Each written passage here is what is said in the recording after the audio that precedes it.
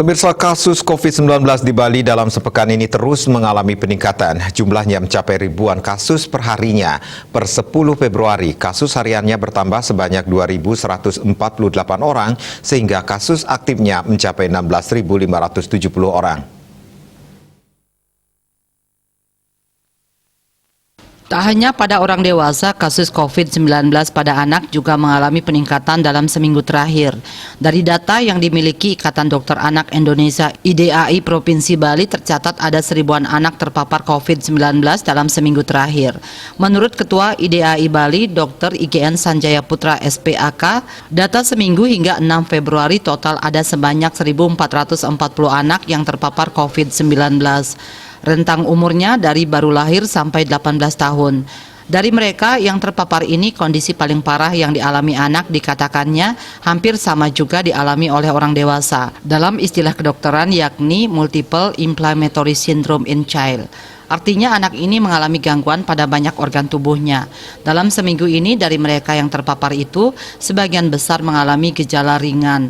Hal senada disampaikan Kepala Divisi Respirologi RSUP Sanglah yang juga Satgas COVID-19 IDAI Bali, Dr. Siadi Purniti SPAK.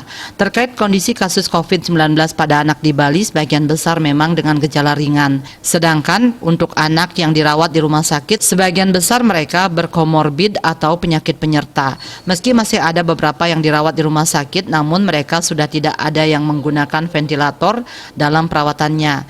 Mereka dirawat karena penyakit penyerta baik itu jantung, kanker, dan malnutrisi. Sedangkan untuk kelompok usianya, ia mengatakan terbanyak 12-17 tahun.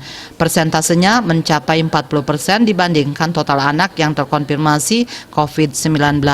Selama ini ada anak yang tertular saat baru lahir akibat ibunya yang terpapar terlebih dahulu. Namun tata cara penanganan sudah dilakukan secara baik. Untuk saat ini, anak yang menjalani perawatan di rumah sakit seperti di Rumah Sakit Sanglah sebanyak 8 orang anak dengan komorbid. Dengan kondisi COVID varian Omikron yang saat ini penyebarannya sangat cepat, pihaknya menghimbau kepada masyarakat terutama untuk anak usia 6-18 tahun yang dalam kondisi sehat layak divaksin agar segera divaksin.